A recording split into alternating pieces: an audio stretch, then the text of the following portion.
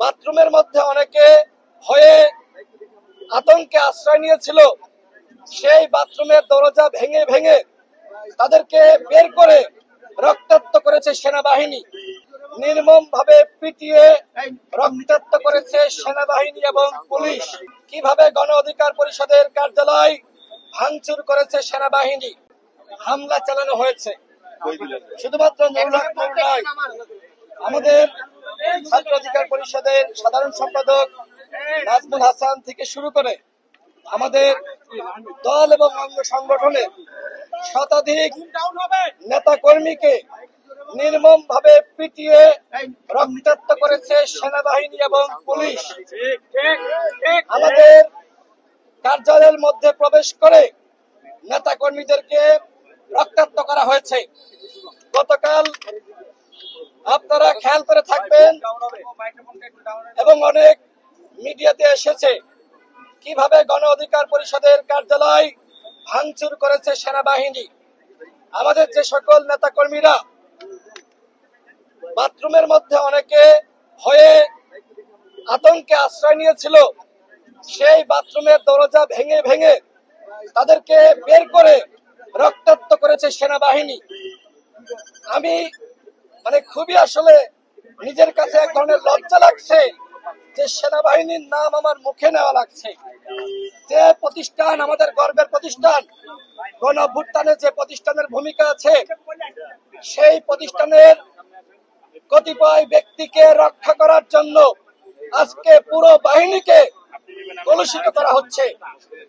আমরা সেনাপ্রধানের কাছে আহ্বান জানিয়েছি, আপনি যদি এই ঘটনার দায় না নিতে চান, তাহলে এই ঘটনার সাথে সম্পৃক্ত যারা, তাদের বিরুদ্ধে অবশ্যই সেনা আইনে ব্যবস্থা গ্রহণ করতে হবে।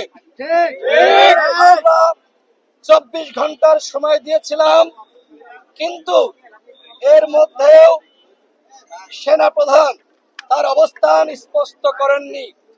কেন তিনি তার অবস্থান স্পষ্ট করছেন না, সেটি আমাদের কাছে অত্যন্ত উদ্বেগের, যে এই ঘটনা আসলে তিনি জানতেন কিনা।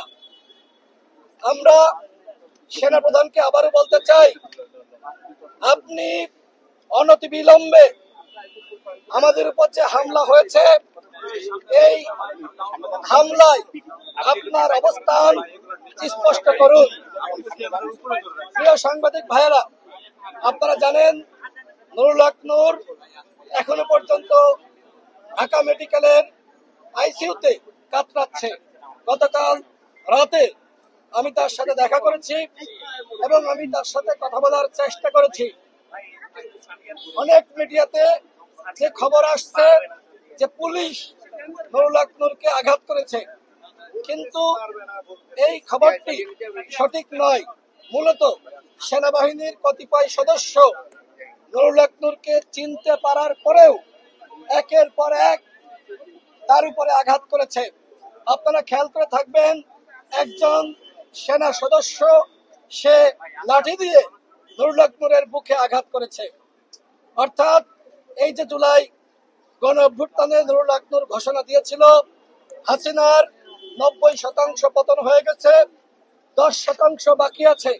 এই জুলাই গণ অভ্যুত্থানে আমাদের দলের নেতাকর্মীরা যে ত্যাগ স্বীকার করেছে, এই ত্যাগের প্রতিশোধ এইভাবে নেওয়া হয়েছে।